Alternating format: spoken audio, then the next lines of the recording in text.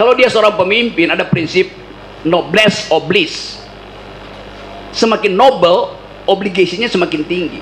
Semakin dia mulia, dia punya kewajiban moral untuk pertanggungjawaban, bahkan hal-hal yang nggak pernah dipersoalkan, apalagi dipersoalkan. Jadi sekali lagi ini prinsip leader. Kalau dia dealer, bisa dia berbohong, tapi dia leader kan? Iya. Itu beda dealer dengan leader. Jadi logikanya, moralnya seperti profesor tadi ya, mengundurkan diri. Iya, dia mesti mengundurkan diri mestinya. Iya. Kan itu dasarnya kan.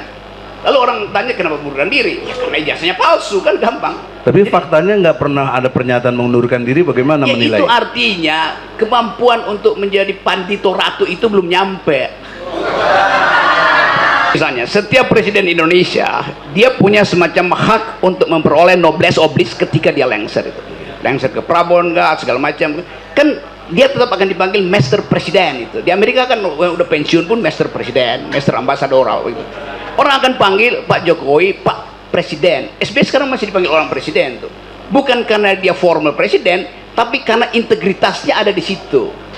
Nah, satu waktu misalnya dalam waktu 10 tahun ke depan dibuktikan misalnya bahwa ternyata tercecer sebuah kertas yang setelah diforensik adalah kertas ijazahnya Pak Jokowi yang sekarang belum bisa dia sodorkan itu.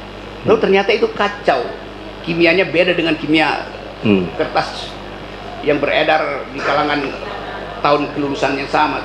Lalu orang persoalkan lagi, oh ternyata setelah 10 tahun baru ketahuan memang itu palsu, atau baru 10 tahun ketahuan itu memang benar. Jadi udah terlewati hari ini bahwa Pak Jokowi udah dapat stigma. Nah, stigma itu berbahaya bagi bangsa. Apa bahayanya? Ya, semua orang akan menganggap bahwa pemimpin Indonesia itu tukang bohong.